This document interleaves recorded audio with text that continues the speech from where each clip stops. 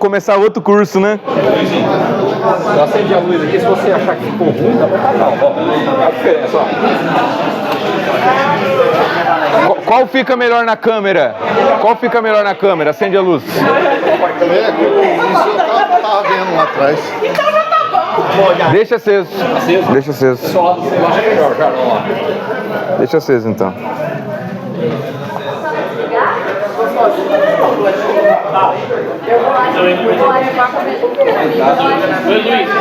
Luiz, escreve qualquer coisa ali, ó. Escreve qualquer coisa ali, só pra gente ver. Só um pouquinho, pera aí.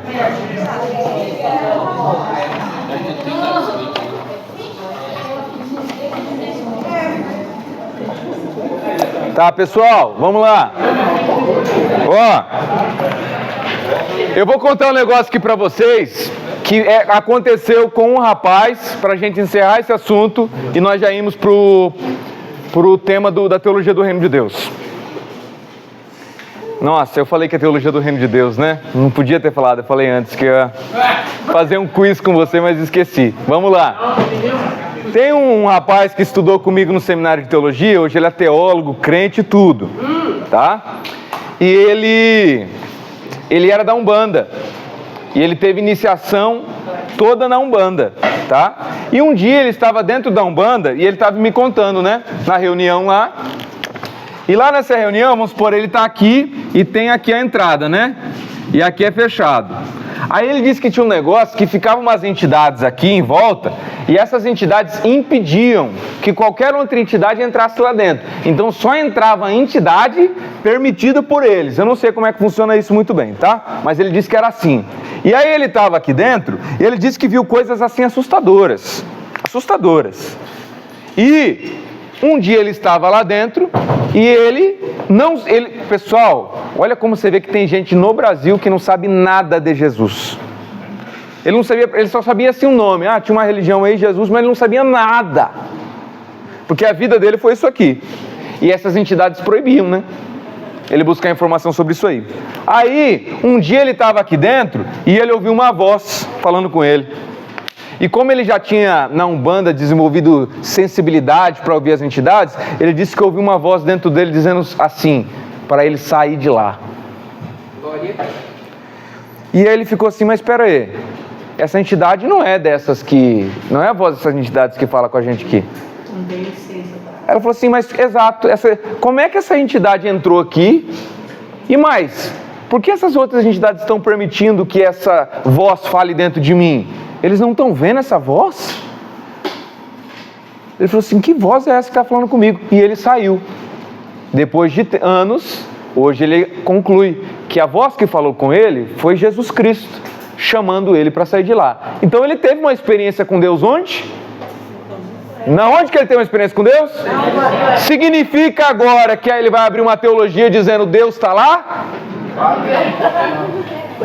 Porque nós temos experiências que muitas vezes nos convocam a sair de tradições. Você pode ter tido uma experiência lá no lugar que a pessoa fala o seguinte, não pode usar chinelo, que se usar chinelo vai para o inferno. Você pode ter uma experiência com Deus lá, mas essa experiência provavelmente te chama para sair dessa tradição. Tá? A nossa experiência vai nos guiando. Tem um negócio que aconteceu muito interessante aqui no Brasil, pessoal. Olha, a gente está numa realidade que a gente nem imagina as coisas que aconteceram no passado. Tinha escravos aqui no passado. E teve divisão na igreja batista lá nos Estados Unidos, porque tinha um pastor batista que defendia que podia ter escravo, e tinha pastor que defendia que não podia ter escravo. E muitos vieram para o Brasil, porque aqui tinha escravidão também, e tinham muitos escravos. E os escravos não tinham Bíblia. Quem ensinava a Bíblia para eles? O senhor deles e o da igreja. Quando eles iam se batizar, sabe qual é a confissão do batismo que às vezes exigiam que os escravos fizessem? Eu prometo ser fiel a Jesus Cristo, etc., e ser leal ao meu Senhor, que era o dono dele de escravo. No batismo. Eu prometo ser fiel a Jesus. Tudo condicionado. Quando eles são libertos, eles começam a ter acesso à Bíblia, sabe qual textos que eles descobriram que escondiam deles? O texto de Êxodo, porque o texto de Êxodo fala sobre a libertação dos escravos, e o texto de Gálatas, porque em Gálatas está escrito que no Senhor não há escravo nem livre. Eles escondiam esse texto dos escravos. Quando os escravos descobriram, esse texto brotou gigantescamente dentro deles. Perceba como a experiência que eles tinham de escravidão, a experiência da vida deles, foi fazendo ele enxergar coisas na teologia que normalmente não eram enxergadas. Então, naquele tempo, focou muito nesse tema. Isso acontece com Jó. Antes eu te ouvi falar, mas agora eu ouço, eu te conheço de contigo andar. É a teologia sendo formada através da experiência. Mas, como eu disse, nós sempre temos que pegar as nossas experiências e sempre deixando elas para trás, porque Deus nos chama sempre para níveis maiores e se apegar às experiências dos apóstolos e à teologia dos apóstolos. Tem um negócio que o C.S. Lewis diz no Cartas de um Diabo ao Seu Aprendiz. É o diabo-chefe escrevendo para o diabo-aprendiz dizendo: qual é o segredo de destruir um crente? Aí o diabão-chefe diz o seguinte: olha, diabinho, quando você for... O diabinho vai fazer estágio para destruir um crente que acabou de se converter. Aí o diabão fala assim: ô diabinho, aprendiz, seguinte, primeira coisa que você tem que fazer com ele, faça com que ele deixe de orar. Faça com que ele pare. Se você conseguir fazer ele parar de orar, você destrói ele. Mas diabinho, se você não conseguir fazer ele parar de orar, faça com que ele se apegue tanto à sua experiência, à sensação da vida de oração, e se esqueça de amar a mãe. E se esqueça de amar a mulher, de amar os filhos, de amar o vizinho. E aí você terá corrompido a vida dele de oração. O diabo pode corromper todas as nossas experiências se nós não colocarmos as nossas experiências debaixo da teologia de Jesus Cristo. Ele pode corromper todos os sentidos e nos enganar. E qual é a teologia de Jesus Cristo? Eu ia fazer o quiz para você, de quais que você achariam que seriam os temas mais importantes da... Qual é o tema mais importante da teologia de Jesus? Quem arrisca? Salvação? Salvação. Quem acha que é salvação? Amor. Amor. Vamos lá, vamos dizendo, qual é o aspecto mais importante da teologia? Amor tem vários. Salvação, alguém? Salvação. Fé. Igreja. Quem acha que o aspecto mais importante da teologia de Jesus é a igreja de Jesus? Alguém acredita que é a igreja? Amor já tem. E humildade, alguém falou, né? Humildade, comunidade. Quem mais? Alguém tem uma sugestão de qual é o aspecto mais importante da teologia de Jesus? Trindade, divindade de Jesus, humanidade, adoração. Redenção. Redenção. Graça. Tudo parte a partir do amor, né? A partir do amor nós pensamos nas almas, chora pelas almas, busca as almas. Amor, tá aqui já. Beleza, vamos lá. Eu vou ler aqui para vocês. Eu fiz uma lista aqui de pelo menos, eu acho que 20 autores, para mostrar para vocês que aquilo que eu estou dizendo não vem da minha cabeça, tá? Eu vou ler para vocês aqui que todos esses autores dizem, e nós vamos ver, que o principal tema da teologia de Jesus se chama Reino de Deus. Esse é o principal. Exatamente, eu tinha falado, vocês não lembraram. Tem amor? Tem, mas o principal, Reino de Deus. Tem salvação, tem fé, tem, mas o principal é Reino de Deus. Deu algum problema no celular? Deu algum problema ou tá filmando normal? Estou tentando arrumar aqui para ir normal. Tá acabando a bateria? Vê se esse dá mesmo. Aqui, ó. Não, aqui, ó. Aqui, ó, eu trouxe. Tá quantos por cento a bateria? 10? Faltou extensão ainda. Só um pouquinho, pessoal. Tem extensão ali.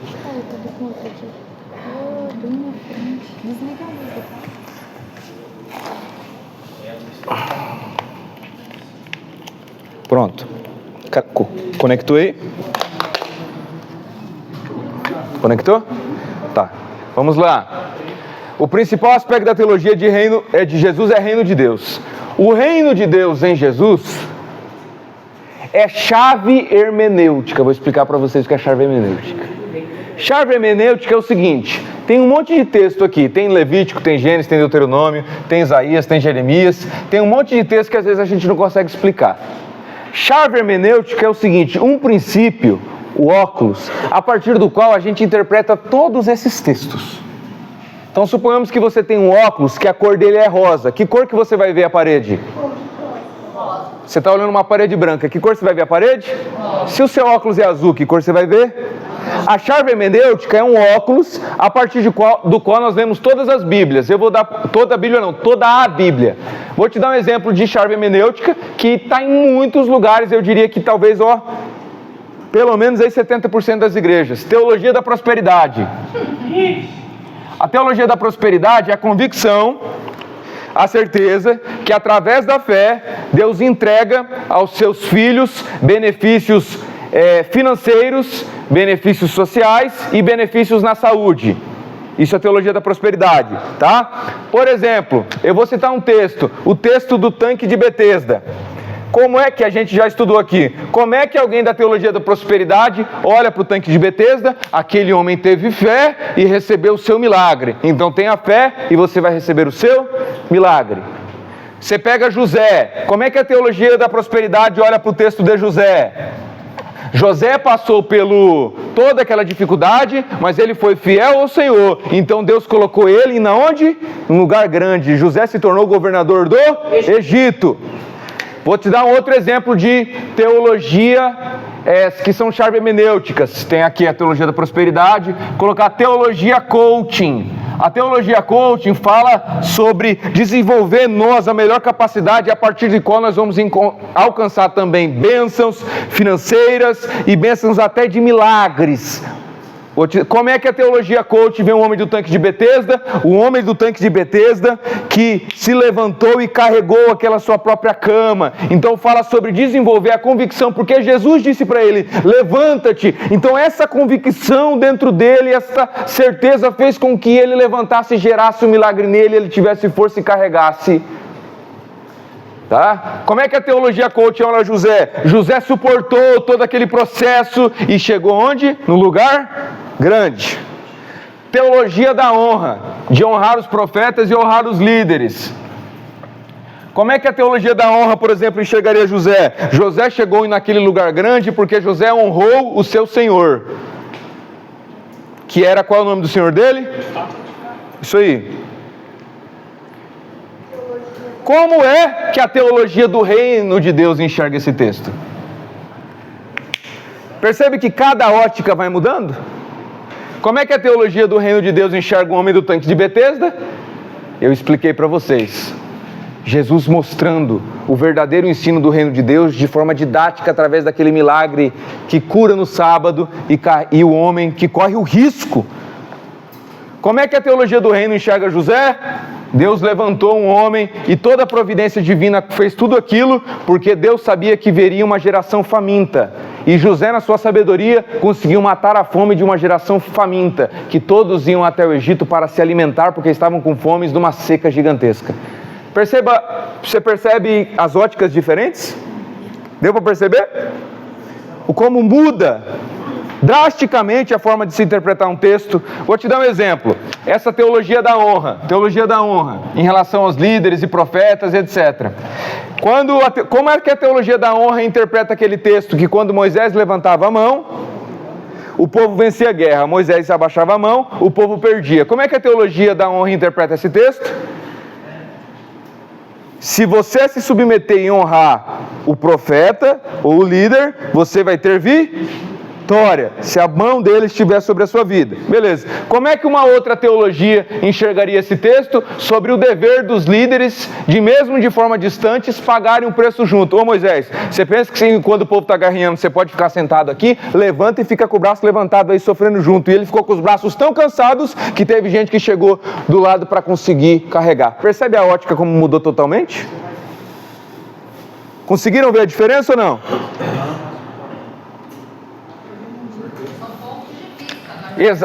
Isso, são chaves a partir de qual nós interpretamos o texto. A pergunta é, a partir de qual chave de leitura Jesus interpreta o Antigo Testamento? A partir da chave de leitura chamada Reino de Deus. Vamos lá. Mateus capítulo de número 4, verso de número 23. E percorria Jesus toda a Galileia, ensinando nas sinagogas, pregando o evangelho do reino. Começa o ministério pregando o evangelho do reino e termina. Mateus 24:13. Este evangelho do reino será pregado em todo o mundo. O foco central do ministério de Jesus é o reino de Deus. Quase não existe teólogos sérios de fato que estudaram, que discordam disso. Vou citar aqui para vocês, já acho que uns 20. Vamos lá. Evandro Roque, no livro O Reino de Deus e a Missão da Igreja, na página 104. Na teologia pode haver muitos debates e discórdias sobre os mais variados temas, mas quando se trata de afirmar que o reino de Deus é o tema principal da pregação de Jesus, isso é unanimidade, quase unanimidade. Vamos lá, teólogo Karagounis, ele diz o seguinte: o reino de Deus está no âmago do ensino de Jesus. Isso está no seu dicionário teológico, na página 1061. Dicionário Teológico de Karagounis, na página 1061. Bultmann, no livro Teologia do Novo Testamento, na página 41. O conceito predominante na pregação de Jesus é o reino de Deus. Goren, no livro A Igreja Missional, na página 101. O reino como um poder dinâmico em ação entre os homens é o centro da proclamação de Jesus. Joaquim Jeremias, no livro Teologia do Novo Testamento, na página 160. Devemos partir do fato de que o tema central da proclamação de Jesus foi o reinado de Deus. Leonard Goppelt, no livro Teologia do Novo Testamento, página 85. A concepção de um reino de Deus que será erigido no futuro e conhecida a todos os grupos do ambiente judeu de Jesus é central no ensino de Jesus. Vamos continuar? George Eldon Ladd, no livro que ele escreve também chamado Teologia do Novo Testamento. A erudição moderna revela quase que unanimidade ao afirmar que o reino de Deus é mensagem central na pregação de Jesus. Esse mesmo autor afirma num outro livro dele, na página 15, o tema da vinda do reino de Deus foi central na missão de Jesus. Leon Morris, outro teólogo, em Teologia do Novo Testamento, na página 114. A proclamação inicial de Jesus é resumida nesses termos: o tempo está cumprido, o reino de Deus está próximo. Udo Schnell, Jesus fez do conceito domínio divino do centro de sua mensagem e subsumiu a esse termo outros conceitos de salvação, ou seja, todos os conceitos estão submetidos ao conceito de reino de Deus. Pessoal, ô Luiz, por que você está mostrando tanto teólogo? Porque isso aqui vai ser decisivo em tudo daqui para frente. Eu preciso convencer vocês que a tradição cristã, no longo dos séculos, no longo da história da igreja, concorda, os mais sérios teólogos concordam que o centro é o reino de Deus. Porque isso vai influenciar todo o curso daqui para frente. O conceito de reino. Udo Schnell, Donald Quayle, no livro O Reino de Ponta Cabeça, diz o seguinte, na página 17: o tema central no ministério do ensino de Jesus é o reino de Deus. David Berkot, o tema principal da mensagem de Jesus foi o reino de Deus. Gerhardus Voss, de acordo com os evangelhos sinóticos, a primeira mensagem de Jesus no seu início no ministério público é reino de Deus. René Padilha, no livro Missão Integral, diz o seguinte: a premissa básica da missão de Jesus e o tema central da sua pregação, o reino de Deus. Evandro Rojan diz o seguinte... não, isso aqui é outra coisa. E tem um outro teólogo também, que é o Luiz Henrique. O Luiz Henrique diz que o objetivo central de todo o ensino de Jesus Cristo, do início ao fim, é nos trazer clareza sobre o que é e o que não é o reino de Deus. Qual é o tema central na mensagem de Jesus? O reino de... Ao que assemelharei o reino de Deus? O reino de Deus é como um semeador. Ao que assemelharei o reino de Deus? O reino de Deus é como um homem que saiu e encontrou um tesouro escondido. A que assemelharei o reino de Deus? E Jesus foi dizendo. E pergunta: Jesus, como é que eu entro no reino de Deus? E Jesus conta uma parábola. O reino de Deus não está do lado de fora, o reino de Deus é isso, o reino de Deus é tudo reino. E qual é a promessa de fato escatológica da mensagem de Jesus? Que esse reino se tornará pleno. É chegado o reino de... Na mensagem de Jesus tem como, e de todo o Testamento, mas Jesus torna isso um pouco mais amplo, que o reino de Deus é maior do que Israel. Então um dos aspectos é mostrar que o reino de Deus é maior do que Israel. Um exemplo disso, Jesus está discutindo em Lucas capítulo de número 4, debatendo, né? E Jesus disse o seguinte: olha, vou falar para vocês. Na época de Elias, tinha muitas viúvas em Israel. Mas em qual viúva Elias chegou e fez o milagre? Na viúva de Sarepta, que não era judia. Na época de Eliseu, haviam muitos leprosos em Israel, mas qual foi o curado? Foi Naamã, um sírio pagão, um sírio que era inimigo de Israel. Eles ficaram doidos. General do exército. Ficaram doidos e quiseram matar Jesus, porque Jesus estava dizendo que o reino de Deus era maior do que... Ele diz, as meretrizes, os publicanos vos precedem no reino de Deus. Virão muitos do ocidente ao oriente e se assentarão na mesa de Abraão, Isaque e Jacó no reino de Deus antes de vós. O reino é maior do que Israel. Paulo diz em Romanos, lá em capítulo de número 10, citando a profecia, dizendo, eu vos despertarei ciúmes de Israel, porque eu vou me revelar a outros povos que nem procuraram por mim. O reino de Deus é maior do que Israel. Quando Israel sai para peregrinar do êxodo e sai em busca de uma terra, olha o que diz em Deuteronômio 2,8. Os israelitas estão em busca de uma terra que Deus prometeu, e aí eles se encontram em Deuteronômio 2,8 com os moabitas. Sabe o que Deus diz? Não toque um palmo dessa terra, porque eu dei esta terra para eles. Antes de Deus dar uma terra prometida para Israel, Deus deu para os moabitas. Aí eles continuaram andando, e em Deuteronômio 2,19, eles encontraram os amonitas. E o que Deus falou? Israel, não pegue um trisco dessa terra, porque eu já dei esta terra aos amonitas, antes de ter dado para Israel. Amós capítulo de número 9, verso de número 7, quando Israel está pensando o seguinte, Deus é exclusividade nossa, não é nós que é o povo de Deus, é Deus que é nosso. Aí o Amós fala assim, vocês estão pensando que Deus é exclusividade de vocês, coisa alguma? Rapaz, eu vou te falar uma coisa, do mesmo jeito que Deus fez êxodo com vocês, eu também salvei os filisteus. Eu fiz êxodo com os filisteus. Eu fiz êxodo com os etíopes. E ele cita 3 povos que Deus fez êxodo. E os filisteus eram inimigos de Israel. Isso quebra o orgulho de Israel de uma forma tão... E Malaquias 1,11 ainda diz assim, grande é o nome do Senhor para além das fronteiras de Israel. Enquanto vocês estão queimando incenso podre, Israel, imundo, incenso santo é queimado ao meu nome, do oriente ao ocidente. Malaquias 1,11. Ou seja, é os profetas e Jesus interpretando esses profetas, dizendo que o reino de Deus é maior do que Israel. E sabe que um exemplo que eu acho muito interessante disso? Os magos do Oriente. Os magos do Oriente, pessoal, é uma quebra tão grande no orgulho judaico, porque quem foram os primeiros a reconhecer o Messias? Foram os judeus? Para quem Deus entregou a revelação do dia que o Messias nasceu? A pessoas de outros povos. Eu fiz um trabalho sobre pesquisa dos magos do Oriente que eu vou contar aqui para vocês. Olha o que diz um livro. Um samaritano, um bom samaritano. Samaritano, olha aí, samaritano. Não tem problema, pode deixar atrapalhar. Fica melhor para vocês lerem com a luz acesa? Então pode deixar prejudicar a imagem e fica melhor para eles verem. Aí quem for assistir, foca na voz.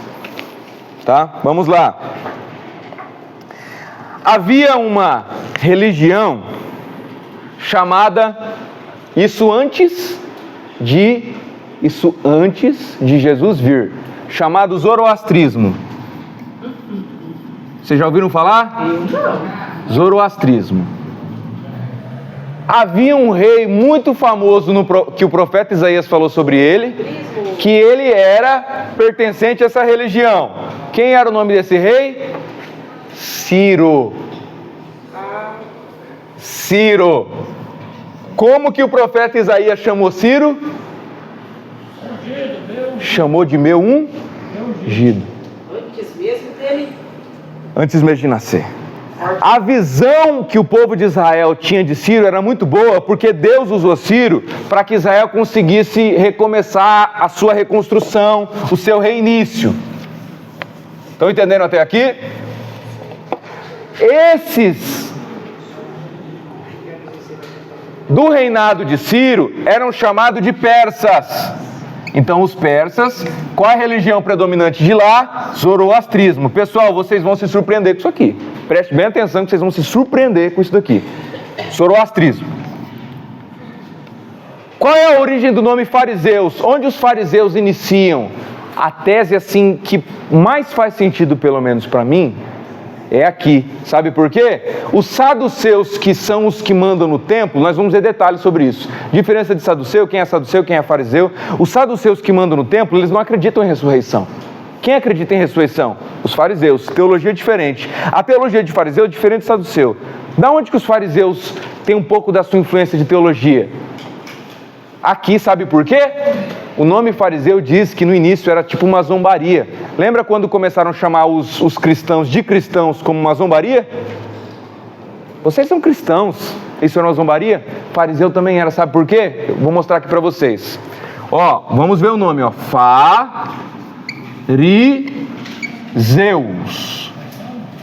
Fariseus. No hebraico, naquela época, não tinha vogal. Me falha a memória se isso aqui se refere ao hebraico ou ao grego, mas eu posso confirmar. Mas na linguagem bíblica, acredito que seja o hebraico. Não tinha vogal naquela época. Então tira o fariseu, a vogal foi acrescentada futuramente com o desenvolvimento do hebraico para facilitar a leitura. Usava sinais vocais. Isso foi futuramente. Nessa época ainda não tinha. Mas não era vogal em si, era só sinais. Isso. Exatamente, sinais vocálicos que dariam o som das vogais. Então, não tem essa letra aqui. E o sinal vocálico foi acrescentado futuramente. Então, o fariseus fica assim. E os persas? Que os persas são aqui do rei Ciro. E religião predominante, zoroastrismo. O persa, se a gente tira as vogais, fica o quê? Não fica a mesma coisa. Tá o quê diferente? P. Mas o som do F e do P, na tradução é a mesma coisa. Lembra que antigamente tinha até o Felipe com PH? Então esse PF aqui pode ser perfeitamente o P normal. Ou seja, fica a mesma coisa. Idêntico. Então se diz que o nome fariseus é uma zombaria. Falou assim, vocês são os persas, rapaz. Vocês são os copiadores da teologia dos persas, que foi influenciado na época que Ciro está ajudando, está sendo benevolente com Israel para começar a reconstrução. Vejam só uma pesquisa de doutorado da apocalíptica da religião do zoroastrismo. Vou ler para vocês. Na renovação do mundo, com a vinda eles chamam de Sanchiante, que é o Messias, ele restaurará a vida. Todas as pessoas que viverem nessa época não morrerão. Aqueles que estão mortos serão ressuscitados em um grande ato de ressurreição. Esse Messias que vem é a personificação da verdade, a justiça encarnada, e ele nascerá de uma virgem. Isso está na página 142. Ele é a personificação da justiça. Ele vai promover a ressurreição e ele vai nascer de uma virgem. Esse Messias que vai vir é o que ele diz: os ímpios serão distinguidos dos justos, através das suas obras que serão manifestas. E naquela assembleia, cada pessoa irá contemplar as boas e as más obras que ele ou ela praticaram. O justo será visível entre o ímpio como uma ovelha branca. Os ímpios serão lançados ao inferno, ao passo que os justos serão lançados no paraíso. Isso é zoroastrismo, tá? Ele é o enviado de Deus, o Salvador, e vai inaugurar uma nova era, um novo momento. Olha só, pessoal, olha isso daqui. E sabe qual é o sinal que vai haver quando ele nascer? Uma estrela. Uma estrela. Exatamente, uma estrela diferente de todas as outras. Olha só. No primeiro capítulo, há uma visão de Zoroastro acerca de uma árvore com 4 galhos. Uma árvore com 4 galhos de metal. Então ele vê uma árvore com 4 galhos. 1, 2, 3, 4. Imagina uma árvore aqui. Ele tem uma visão de uma árvore com 4 galhos. Um galho era de ouro, um era de prata, Um era de aço e um era de ferro. E esse era misturado com barro e argila, barro. Na visão do Zoroastro, olha o que ele diz. Cada galho representa 4 eras de períodos da humanidade, sendo a última era de ferro e barro, sendo domínio por demônios. Essa última era é peculiar. Nela o representante do mal, destinado a se opor à boa-fé, chegará e impedirá as pessoas de adorar ao bem. O sol não será mais tão brilhante, o sol escurecerá, a terra ficará estéril. E olha só, e o Zoroastro, que é o profeta aqui, olha só o que ele diz. Pergunta na visão: mas quando esses demônios serão destruídos? E aí na visão diz o seguinte: olha só, após isso, haverá um sinal nas estrelas. Uma estrela. Após esses sinais, nascerá o Salvador e ele vai inaugurar uma nova era de ordem de paz.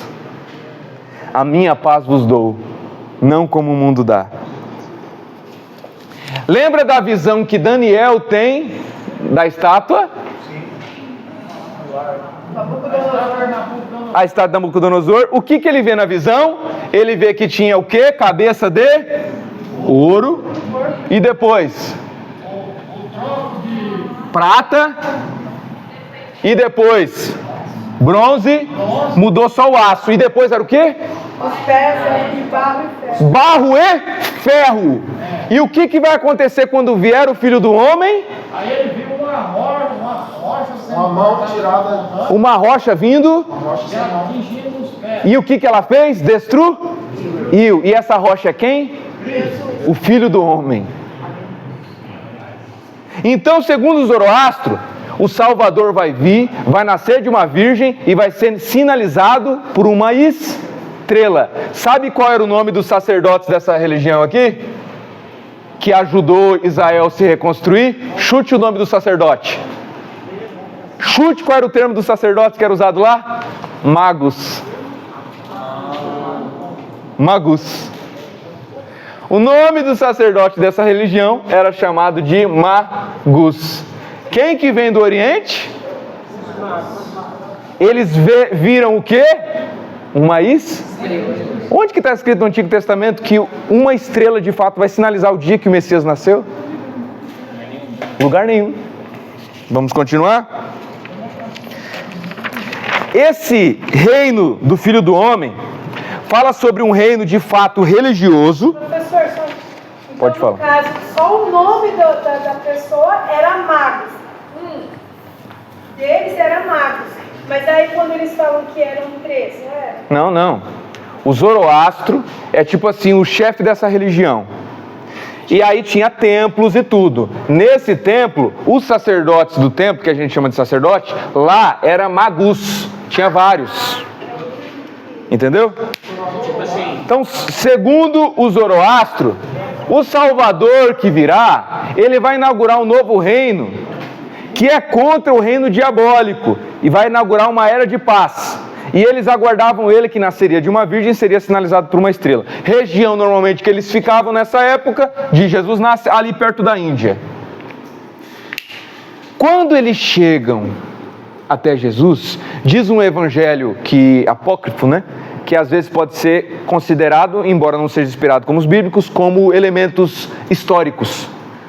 Que um dia está José e Maria num lugar, e José sai e vê assim e fica preocupado, porque ele diz o seguinte: eu vejo homens aqui com vestes diferentes, parece que de uma outra cultura, a cor da pele é diferente e parece que são astrólogos, porque eles ficam olhando para o mapa e olhando para o céu. E aí, por conta dessa profecia que nasceria sinalizado por uma estrela, eles ficavam estudando as estrelas. Quando esses magos do Oriente, por que fala mago do Oriente? Porque era de longe. Vou dar um exemplo para vocês de um problema. Se alguma pessoa chegasse em você e dissesse o seguinte: olha, Tem um texto bíblico que diz o seguinte: quando Jesus nasceu, chegou os magos do Oriente, correto? Então Jesus está na manjedoura, chega lá um mago do Oriente, beleza, e aí depois de lá Jesus foge, correto? Beleza, mas Jesus foi apresentado no templo. Se Jesus foi apresentado no templo, como é que ele fugiu ali depois? Jesus, os magos não foram visitar Jesus quando ele estava na manjedoura. Perfeito, Joel. Como é que a gente sabe disso? Que os magos, os presépios que o pessoal faz, está errado. Quem foi visitar foram os pastores. Perfeito. Quando que os magos chegaram? Os magos chegaram e eles foram até Herodes. Aí eles falaram para Herodes assim: nasceu o rei. O rei nasceu e Herodes morreu de medo. Porque Herodes sabia que esse rei que viria, tanto desta árvore quanto da visão de Daniel, ele destruiria os reinados que haviam aqui. O Herodes, diz o texto bíblico, que ele estremece com toda Israel. Aí o Herodes foi inquirir o tempo que os magos viram a estrela. Faz quanto tempo que vocês viram a estrela? Por que Herodes manda matar crianças de 2 anos para baixo? Porque é muito provável que fazia uns 2 anos que eles tinham visto a estrela e eles vieram caminhando de longe. Quando eles chegaram, Jesus já tinha ali quase 2 anos. Aí ele chega o seguinte: não, vai lá e fala com esse rei e volta para mim, fala onde ele está para mim adorar. E um anjo de Deus apareceu para os magos, que fora de Israel, olha como Deus dizendo que o reino de Deus é maior que Israel. Os anjos falaram com ele e disseram assim: ó, não, vão por outro caminho. Aí por isso que Herodes mandou matar todas as crianças de 2 anos para baixo. O reino de Deus é maior do que Israel. O reino de Deus é maior do que o templo, nós já vamos chegar nisso, e o reino de Deus, sabe o que é maior? É maior do que Roma. Então demoraram quase 2 anos para ele chegar e até lá. Em torno disso aí.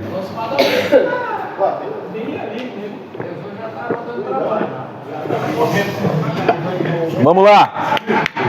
Olha só, pessoal. Olha só.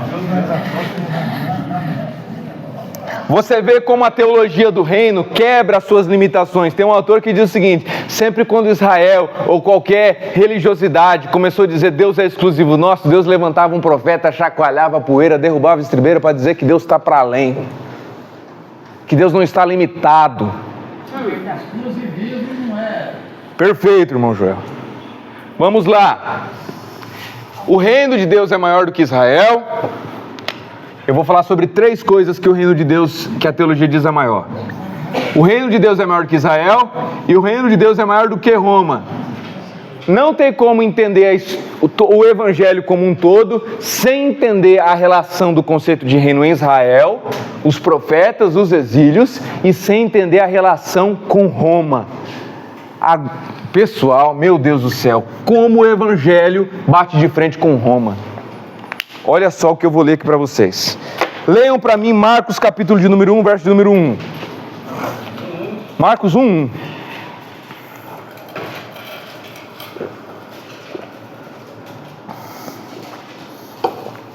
Princípio do Evangelho de Jesus Cristo, Filho de Deus. Nossa, que versículo simples, né? Princípio do Evangelho de Jesus Cristo, o Filho de Deus. Que coisa mais simples, né? É o Evangelho de Jesus. O que é o Evangelho? É a palavra da salvação. Hoje, né? Nós vamos ver o que esse simples primeiro versículo simbolizava naquela época. E o problema que esse primeiro versículo deu para Roma. Vamos lá. Existe um historiador cristão chamado Eusébio de Cesareia. E o Eusébio de Cesareia foi o primeiro historiador cristão. Ele diz o seguinte: quando que nasce o Evangelho de Marcos, que é o que nós lemos? Pedro estava entre os romanos evangelizando. Então Pedro está entre os romanos evangelizando. E ele começou a pregar para o pessoal, falar de Jesus. E Pedro queria ir embora e os romanos o seguraram dizendo: nós não deixaremos você ir enquanto você não deixar para nós por escrito tudo o que você nos disse. Aí Pedro ditou, e sabe quem escreveu? Marcos.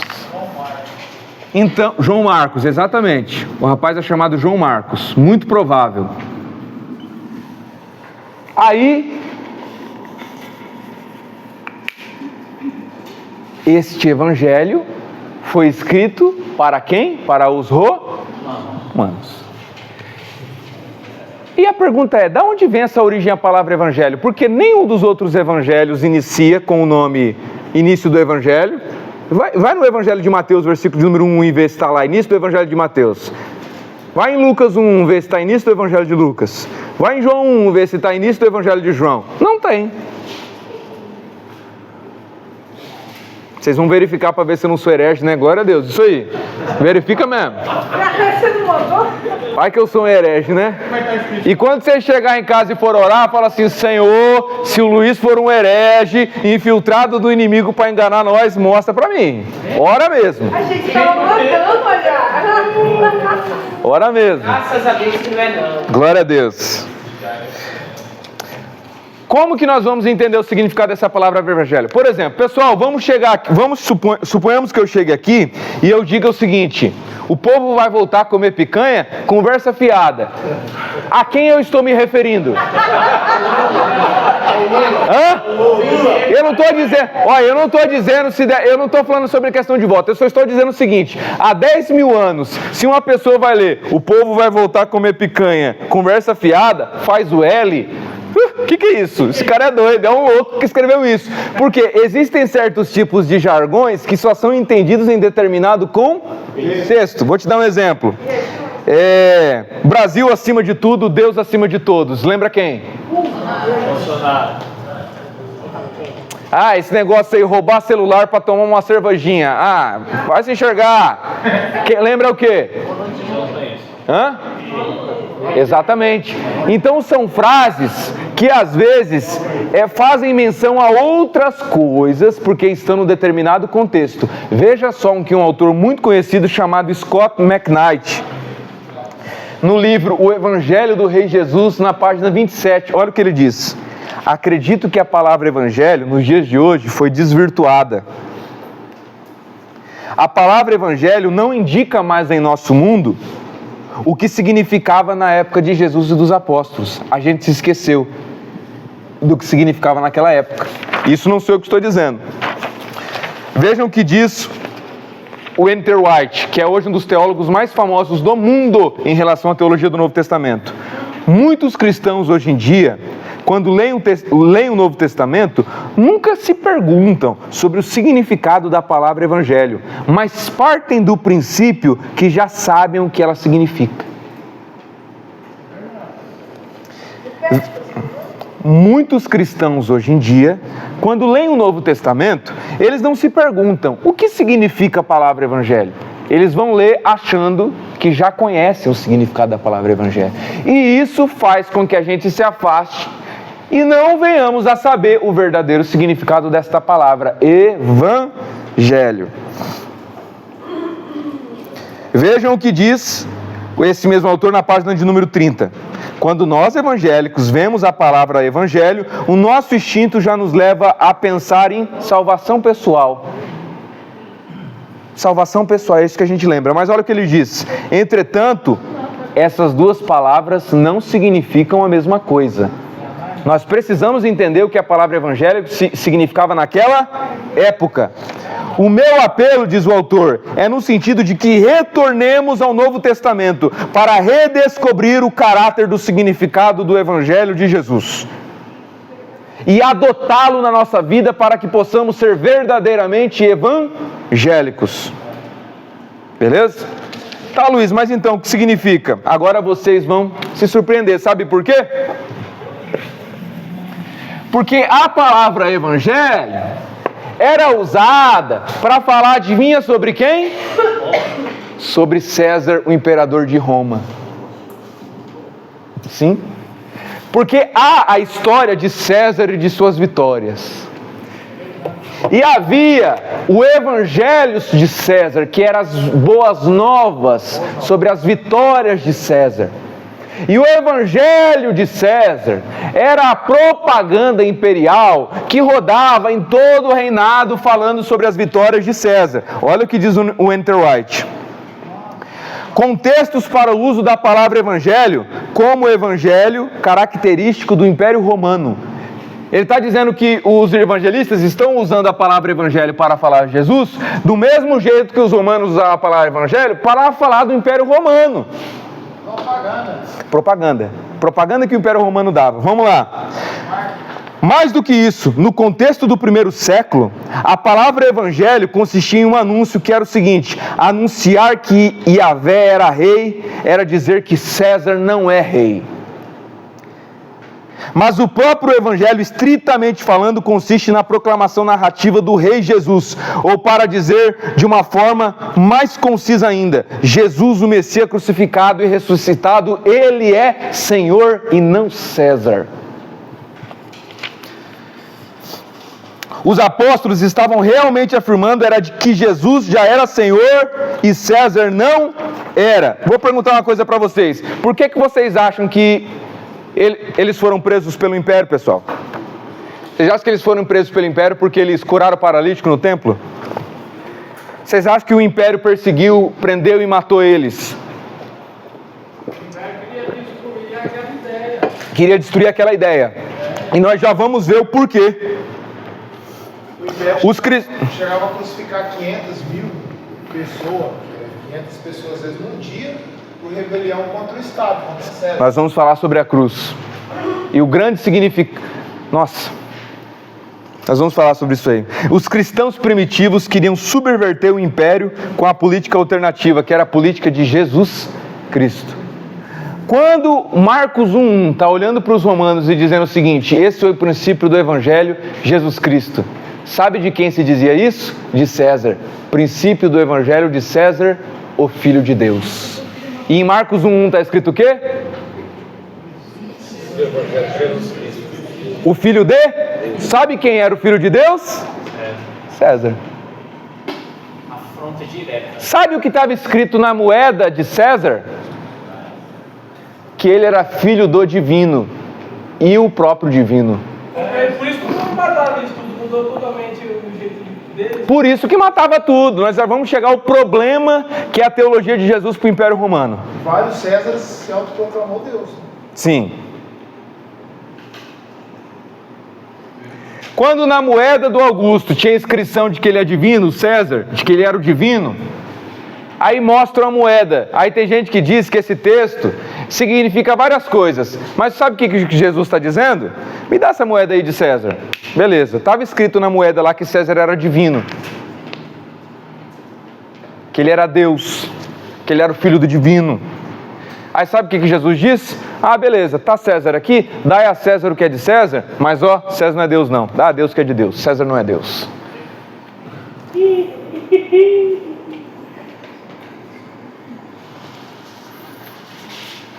Eu quero ler para vocês aqui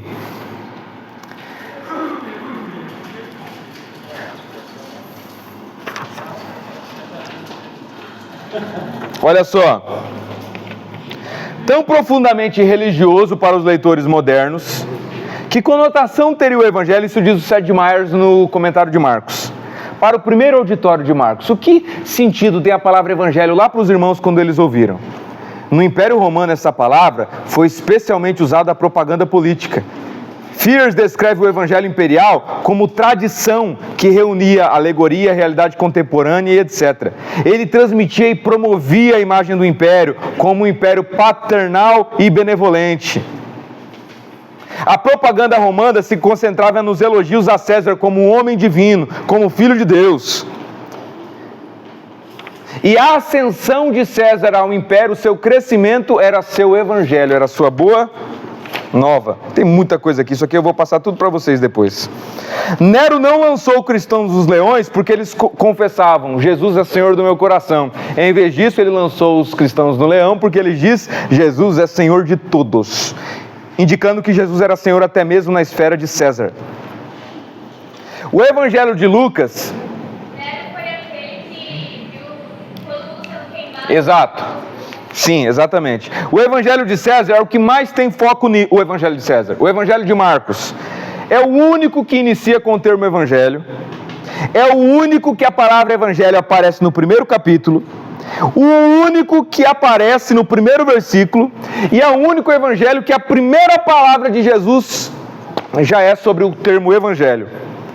Cada evangelho tem uma teologia principal, e a teologia principal do evangelho de Marcos é o evangelho de Jesus em oposição contra o evangelho de César.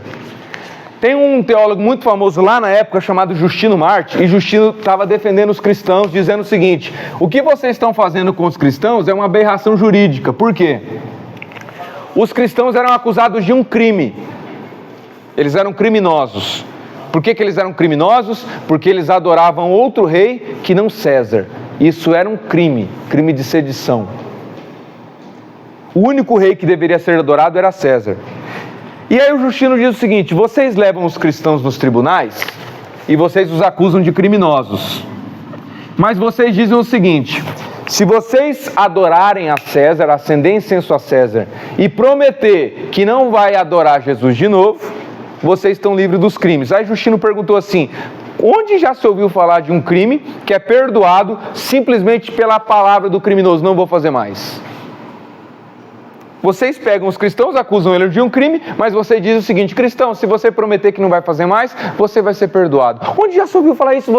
É uma aberração que vocês estão fazendo com os cristãos, porque eles queriam forçar os cristãos a parar de adorar o Jesus rei e adorar o César rei.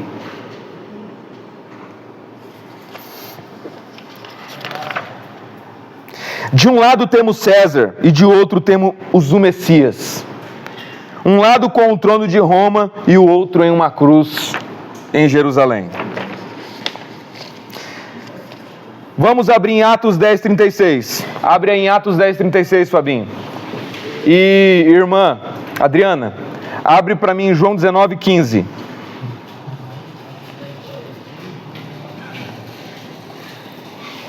Achou Atos 10:36, Fabinho?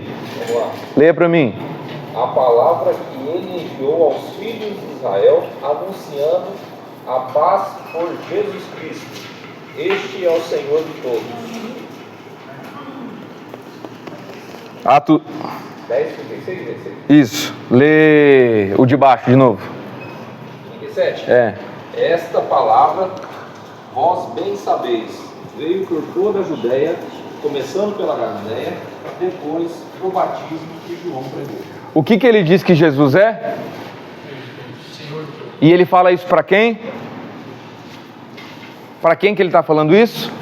Para Cornélio, que é um centurião, é ou não é? Cornélio é centurião de quem? Sabe o que Pedro olha para Cornélio e fala? O que vocês falam que César é? César é Senhor de todos. Aí Pedro chega e diz o seguinte: eu venho anunciar para vocês o verdadeiro Senhor de todos. É Jesus Cristo. E Pedro dizendo isso para o próprio centurião. Perceba que este é o Filho do Homem. Quando Jesus fala que ele é o Filho do Homem, e o foco no Evangelho de Marcos é o conceito de Filho do Homem, lembre-se que o Filho do Homem vem e destrói os reinados. O reino do Filho do Homem entra em posição com os reinados do mundo e os vencem. Irmã, lê João 19:15. Mas eles bradaram: tira, tira, crucificam. E disse-lhe Pilatos. João 19:15? Tá, continua. É isso mesmo, né? Vamos lá de novo. Isso, é isso mesmo, desculpa, eu estou errado. Mas eles bradaram: tira, tira, crucificam. E disseram-lhe Pilatos: hei de crucificar o vosso rei. E responderam os principais dos sacerdotes: não temos rei senão César. Não temos rei a não ser? César. Não tem como entender a profundidade das palavras do Evangelho sem entender o choque que é o reino de Deus e o conceito de Jesus com o reino de Roma. Eu quero ler para vocês isso aqui, ó. O Filho do Homem, Marcos 10:45. O novo reino que destrói todos os outros reinos é um reino de humildade, de gente que serve, dá sua vida, de gente que se faz menor. O reino de César é o reino dos grandes. Jesus estabelece um novo tipo de poder. O reino de Deus em oposição de César, na terra como no céu. E eu vou ler para vocês aqui agora, e nós vamos traçar algo que foi encontrado chamado inscrição de Priene. Olha o que nessa inscrição fala sobre César. Pareceu bem aos gregos da Ásia a opinião do sumo sacerdote Apolônio, de Menófilo Azanito. Olha só. Visto que Deus, aquele que ordena todas as coisas, está profundamente interessado em nossa vida, colocou na mais perfeita ordem nos conceder Augusto César. Então, quem que é César? César é enviado de... Quem que é César? Enviado de Deus.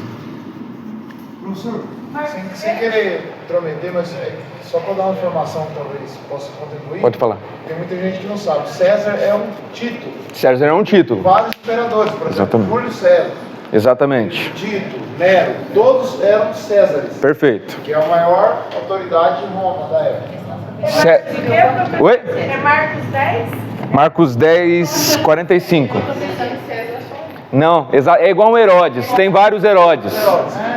César tem vários César, é igual um faraó, tem vários faraós.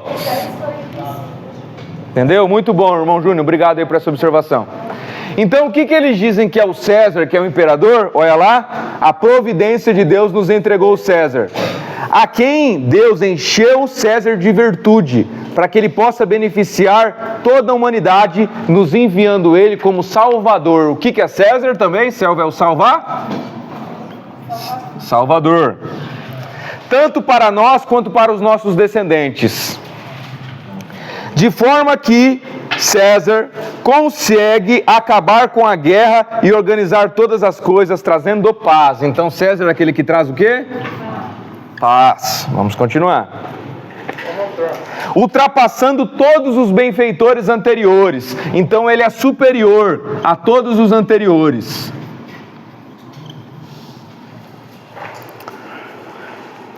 E nem mesmo deixando para a posteridade qualquer esperança de ultrapassar o que ele fez, visto que o dia do nascimento de César é o dia do nascimento de Deus. O dia do nascimento de César foi o próprio evangelho para o mundo. Então César é Deus e a vida de César é a boa nova para o mundo. É a boa nova para o mundo. Aí os cristãos... E tudo isso faz com que o quê? Por que isso sustenta o império? Porque, vamos lá, tem um grandão aqui, e ele é Deus, e ele é adorado. Se ele é Deus e foi colocado por Deus, se eu me levanto contra ele, eu me levanto contra quem? Contra Deus. Porque ele é ungido de... E se ele é ungido de Deus, se eu ficar debaixo da autoridade dele, eu fico debaixo da autoridade de... E como ele é o enviado de Deus que promove paz, eu vou desfrutar de paz. O culto imperial é aquilo que tornava todo mundo fiel a César. Aí, de repente, vamos ler Marcos 15, 39.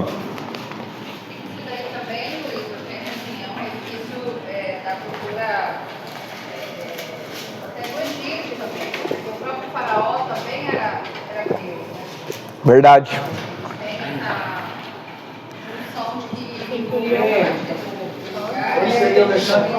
Sim, verdade. A única diferença é que o seguinte, o César de fato ele fez o seu império crescer absurdamente maior do que todos os outros. Não teve nada que se comparou a Roma. Roma, pessoal, tinha uma idolatria gigantesca como Roma. Tem muita gente que idolatra a denominação que ele faz parte, igual o pessoal idolatrava Roma. Verdade. Mas vamos continuar. Quem achou o texto, leia. Marcos 15, 39. O centurião que estava... O que é um centurião? É um general de 100 soldados. Exatamente, é um cara do exército de Roma que lidera 100 soldados, tá? defronte dele, vendo que assim, chamando, expirara, disse: verdadeiramente este homem era o Filho de Deus. Ou seja, é o centurião que adorava César como Filho de Deus, quando ele vê a crucificação e vê o que aconteceu, ele tem uma experiência e diz assim: na verdade, esse é o Filho de Deus. E praticamente o Evangelho de Marcos, que Pedro está ditando para Marcos, deixando para os romanos, dizendo quase no final que o quê? Um chefe do exército de vocês reconheceu que na verdade Jesus é o Senhor e o Filho de Deus.